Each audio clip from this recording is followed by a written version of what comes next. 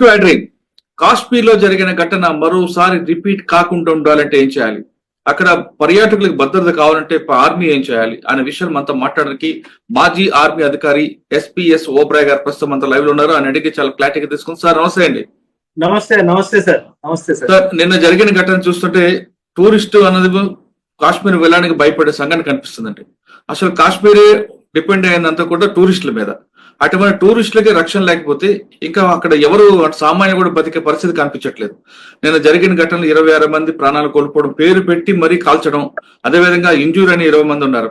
ఈ సంఘటన రిపీట్ కాకుండా ఉంటే ఏం చేయాలి? పర్టికులర్ గా పెహల్గామ్ గానీ, పుల్వామా డిస్ట్రిక్ట్ లో ఇటువంటి సాంబా సెక్టర్ ఈ ప్రాంతంలో ఎక్కువగా అవ్వడానికి ప్రధాన కారణం ఏంటి? ఈ సంఘటన రిపీట్ కాకుండా ఉండాలంటే ఆర్మీ ఏం చేయాలండి? సార్, ఫస్ట్ ఆఫ్ ఆల్ జరిగింది it is very unfortunate sir. అది జరగకుండా ఉండాల్సింది. ఏం జరిగింది దానికన్నా ఇప్పుడు ఎందుకు జరిగింది దాని మీద కొంచెం మనం ఆలోచించాలి సార్.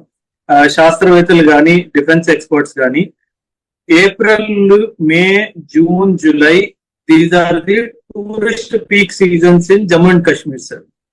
ఈ పీరియడ్ లో స్టార్టింగ్ లో ఇది ఒక అటాక్ జరిగింది అంటే జమ్మూ అండ్ కాశ్మీర్ ని ఎకనామికల్ గా టార్గెట్ చేయాలి అన్న ఉద్దేశంతో ఈ అటాక్ జరిగింది సార్.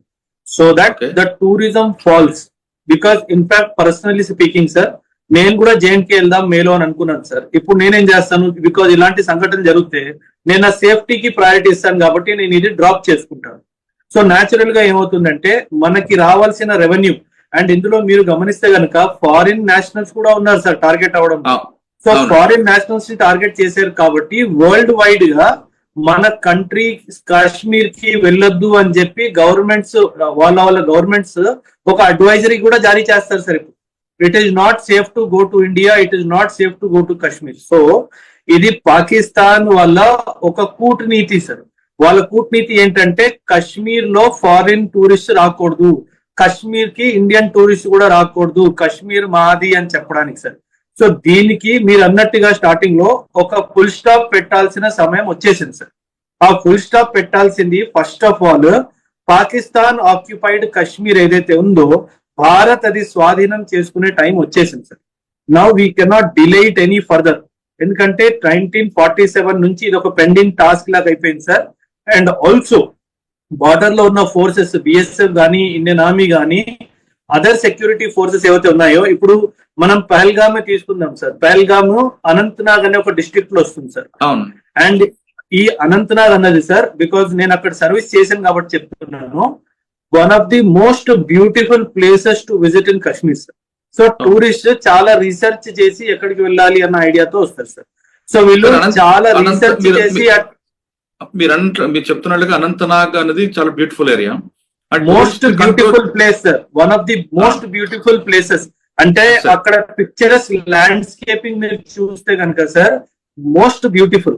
సో ఎనిమీ, మన పాకిస్తాన్ ఎవరైతే ఎనిమీ ఉన్నారో వీళ్ళు చాలా పగడ్బందీగా రీసెర్చ్ చేసి ఎక్కువ ఎక్కడ వస్తారో అక్కడే అటాక్ చేశారు సార్. అంటే అదొకటే కాకుండా మనము ఇప్పుడు అమర్నాథ్ యాత్ర వెళ్ళాలంటే పెహల్గామ్ నుంచి వెళ్ళాలి కాబట్టి అదొక థ్రెట్ ఇవ్వడానికి అదొక వార్నింగ్ అనుకోవచ్చా? ఎస్, అంటే మనకి అమర్నాథ్ యాత్ర ఇవన్నీ ఆగస్ట్ లో స్టార్ట్ అవుతాయి సార్, ఇప్పుడే కాదు. ఇది ముఖ్యంగా మన దేశం నుంచి సమ్మర్ హాలిడేస్ స్పెండ్ చేయడానికి కాశ్మీర్ కి ఎవరైతే వస్తారో సార్ వాళ్ళని టార్గెట్ చేయడానికి ఇది చేశారు సార్ ప్రైమర్లీ. సో మనం ఇప్పుడు ఏం చేయాలి అంటే సార్, యాక్చువల్లీ డిస్ట్రిక్ట్ అడ్మినిస్ట్రేషన్ జనవరి, ఫిబ్రవరి నుంచి వాళ్ళ ప్రికాషనరీ మెజర్స్ తీసుకునే అవసరం ఉంటుంది సార్. ఇది somewhere it is a military failure also, somewhere it is a diplomatic failure also, somewhere it is district level civic administration failure also sir. ఇప్పుడు ఒక terrorist ఒక terrorism చేయాలి అన్న ఉద్దేశం వస్తే అది జరిగి తీరుతుంది సార్. ఎందుకంటే ఒక టెర్రరిస్ట్ చావడానికి కూడా సిద్ధంగా ఉంటాడు సార్. సో మిలిటరీ వాళ్ళు యాంటీ టెర్రరిస్ట్ ఆపరేషన్స్ చేయడం కానీ, వాళ్ళ ఇంటెలిజెన్స్ ని యాక్టివేట్ చేయడం కానీ, ఇలాంటి ఏమైనా జరుగుతున్నాయా లోకల్ లెవెల్లో మంచిగా ఇంటెలిజెన్స్ చేస్తే కనుక డెఫినెట్ గా దీన్ని ఆపొచ్చు సార్. బట్ ఇది జరిగింది అన్నది చాలా బాధాకరమైన విషయం సార్. 26 పీపుల్ డైడ్ అన్నది మనకు మీరు గమనిస్తే కనుక 2008 ముంబై అటాక్స్ తర్వాత సివిలియన్స్ ని అటాక్ చేసిన పెద్ద అటాక్ ఇదే సార్. ఎందుకంటే మనకి పుల్వామా జరిగింది, ఇవన్నీ సిఆర్పిఎఫ్ మీద, ఆర్మీ మీద దాడి చేశారు కానీ ఇలా సివిలియన్స్ మీద దాడి చేయడం అన్నది 2008 తర్వాత this is one of the major attacks. So వీళ్ళు ఒక ఒక ఒక డెఫినెట్ ఇంటెంట్ తో చేశారు కాబట్టి మనము అంతర్రాష్ట్రీయ లెవెల్లో యునైటెడ్ నేషన్స్ లెవెల్లో కూడా ఈ అంశాన్ని తీయాలి సార్.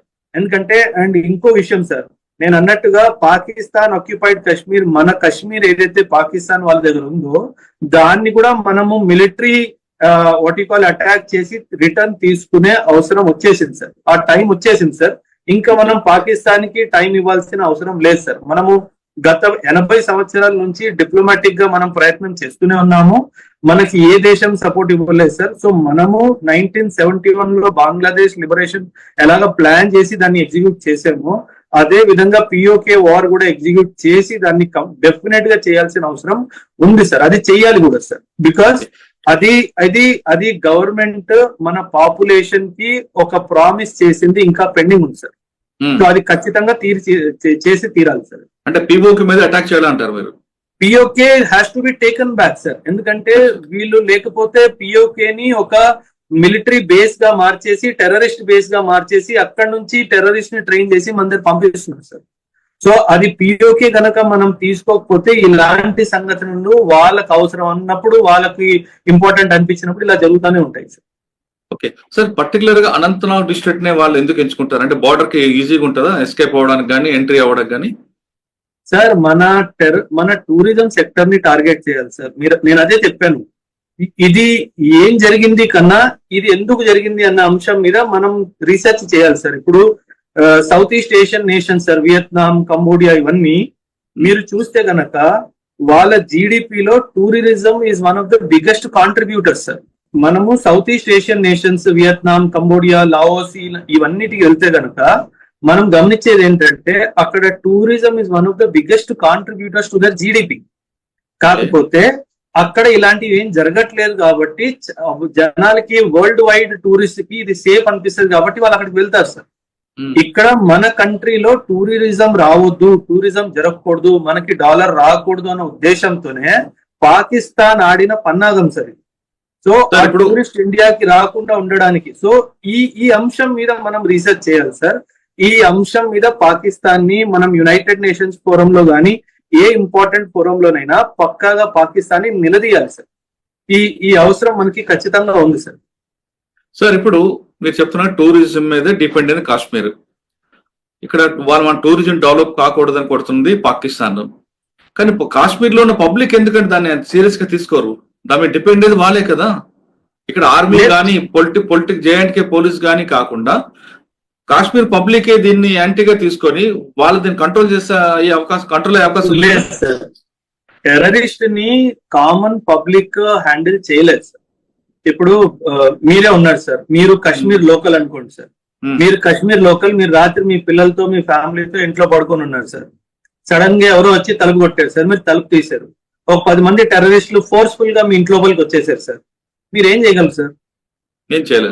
ఏం చేయలేదు. So common man is also equally victim of terrorism sir. మనం కామన్ మ్యాన్ ని టెర్రరిస్ట్ తో కలపడానికి వీల్లేదు సార్. బికాస్ ఎందుకంటే ఇప్పుడు అక్కడ టూరిజం జరగలేదు అనుకోండి సార్, దాని ప్రైస్ ఎవరు పే చేస్తాడు? కామన్ మ్యాన్ పే చేస్తాడు. So our economy is a collective achievement of common man sir. So మీరు చెప్పింది కరెక్టే ఉంది, కానీ శ్రీనగర్ లో ఎక్కువ శాతం ఉన్నది వాళ్ళ కమ్యూనిటీ కాబట్టి వాళ్ళు ఫైనాన్షియల్ గా వీక్ అవుతారు కదా వాళ్ళ కమ్యూనిటీ వాళ్ళే. సార్ మీరు 2-3 విషయాలు సార్. కమ్యూనిటీ డైమెన్షన్ ని పక్కన పెడితే ఇది ఎవరు చేశారు? పాకిస్తాన్ చేశాడు sir. Is Pakistan bothered about Indian Muslim? Are you trying to make that statement? It is wrong. He is not at all bothered sir. He is not at all bothered about Muslim. ఇప్పుడు sir చైనాలో Uyghur Muslims ని పట్టుకొని మరీ చంపేస్తున్నారు sir. Did Pakistan in any international forum ఎప్పుడైనా నోరు తెరిచి చైనాలో ముస్లిమ్స్ మీద దాడి జరుగుతుందని చెప్పాడా సార్? లేదు.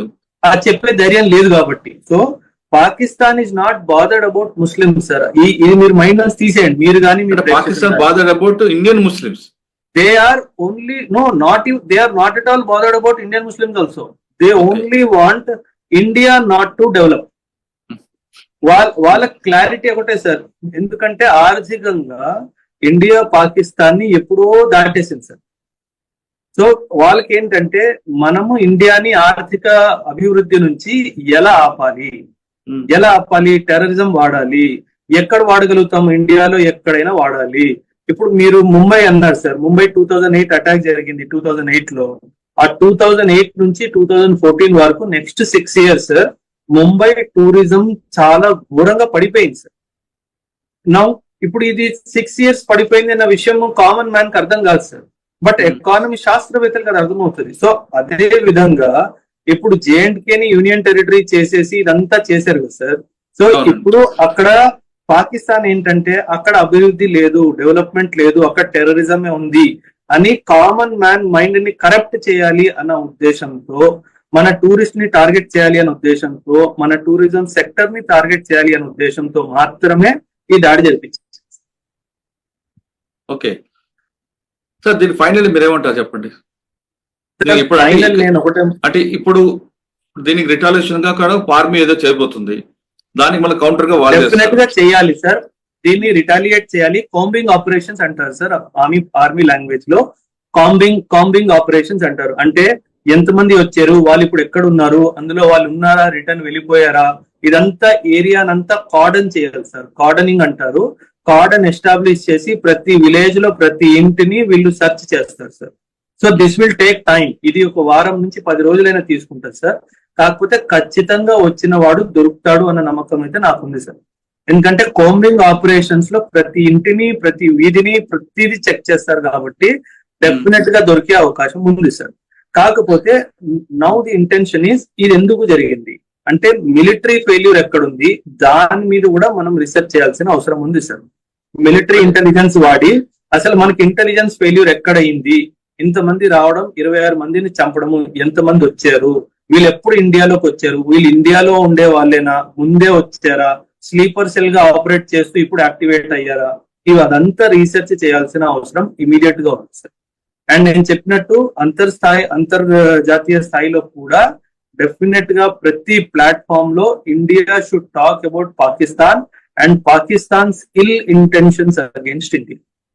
ఓకే, అంటే ఇది కాకుండా మీరు చెప్తున్నట్లుగా మనం పిఓకే మీద కూడా అటాక్ చేస్తే, మనకు లాస్ట్ టైం సర్జికల్ స్ట్రైక్ లా చేస్తే ఏమైనా ఇంపాక్ట్ ఉంటుంది అంటారు? చెయ్యాలి. 100% పిఓకే ని మనం భారత్ లో ఇంటిగ్రేట్ చేసుకునే టైం వచ్చేసింది సార్. అది చెయ్యాలి. ఇప్పుడు కాకపోతే మనం ఇంకెప్పుడు చేయలేము సార్. ఎందుకంటే ఇది ఇంత భారీ స్థాయిలో 26 మందిని చంపేయడం అంటే it is not a joke sir. It is not at all a joke. So definite గా భారత ప్రభుత్వం, మీరు చూసే ఉంటారు, నిన్న భారత ప్రధాని గారు మన జయశంకర్ గారితో గాని, అజిత్ దోవల్ గారితో గాని పెద్ద మీటింగ్ జరిగింది. There is something known as cabinet committee on security. Cabinet స్థాయిలో ఇది చాలా సీక్రెట్ మీటింగ్ జరిగింది. డెఫినెట్ గా నా అభిప్రాయం ఏంటంటే అక్కడ ఒక పెద్ద కీలక నిర్ణయం తీసుకునే ఉంటారు. సో ఎలా వీళ్ళు రెస్పాండ్ అవ్వాలి అన్నది విషయము మనం వెయిట్ చేసి చూడాల్సిందే. కాకపోతే డెఫినెట్ గా పిఓకే భారత్ కి పిఓకే కావాలి. ఎందుకంటే పిఓకేలో టెర్రరిస్ట్ ని వీళ్ళు పెంచుతున్నారు అన్న ఉద్దేశంతో మనం పిఓకే రిటర్న్ తీసుకోవాలి అన్న ఉద్దేశంతో we need to go for it. Kashmir సమస్య పూర్తిగా పులిస్తో పడాలంటే పిఓకే మనదవ్వాలంటున్నారు బోబ్రాయ్ గారు. ఖచ్చితంగా సర్జికల్ స్ట్రైక్ చేయాల్సిందే. ఈ సమస్యకు పులిస్తో పెట్టే టైం వచ్చింది కాబట్టి ఎప్పుడు